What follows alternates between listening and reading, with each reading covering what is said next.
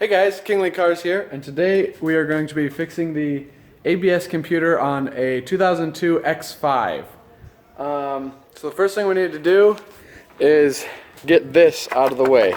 Now I've got it loosened up. I probably won't be able to do it with one hand, but unbolt your coolant reservoir, unbolt your power steering, unbolt your oil filter housing, and then pull this piece out.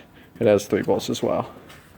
Next thing you're going to want to do, drain all the coolant so we can take this hose off and this hose and kind of move things around so that we can actually get to where the screws are on the module down there. So, drain plugs down here, as you should probably know if you're doing this kind of job. Drain the coolant and we'll be on to the next thing. Coolant draining, you can unhook this one, which is what used to go right here. Unhook the upper radiator hose and then unhook this, which went to the bottom of the coolant reservoir. And that way, we'll be able to move things around in here and get at what we need to. Okay, so once you've got the coolant hoses disconnected, you can take the power steering reservoir and kind of tuck it under the upper radiator hose to hold it out of the way. And as you can see, we can now see our module down there that we're going to be getting at. This hose, probably going to have to move. We're going to see about that in a second.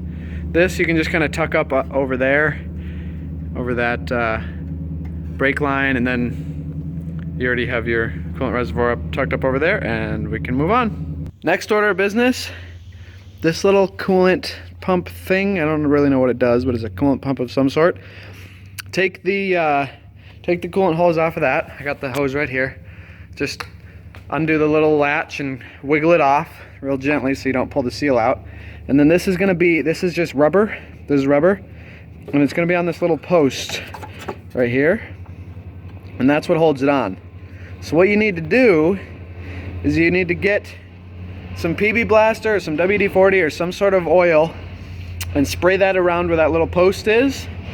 And then get some kind of pry bar like this and just kind of knead it around so that oil can get in between the rubber and the post.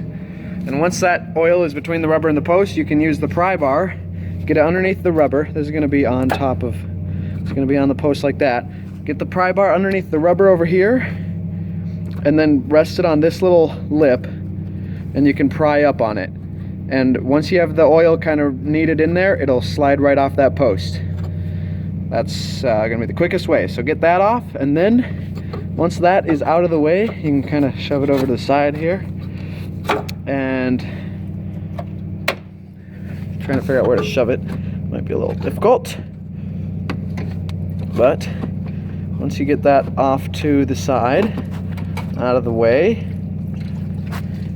we have full access to the ABS module. Next order of business, before we really start cranking on the screws, we're gonna have to get this main plug off. And so over here, by where the wires start coming out of the plug, there is a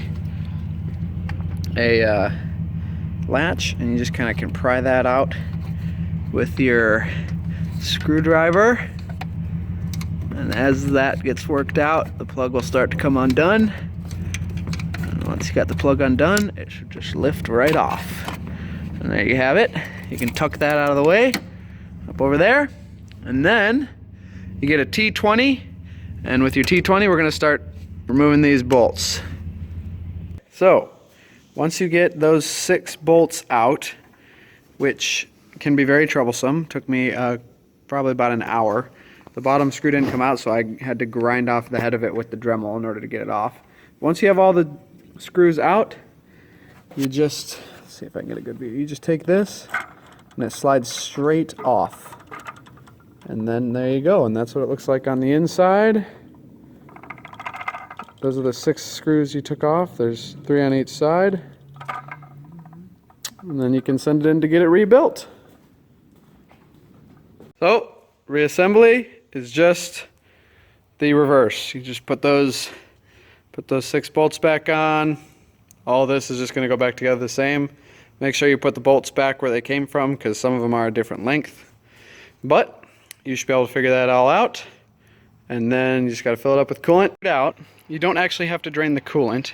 You can kind of bend all these hoses in weird fashions to get this little pump that was down there off and still have enough room to get to all that.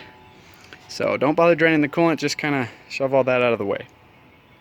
So that is how you fix a traction control computer on a E53 X5.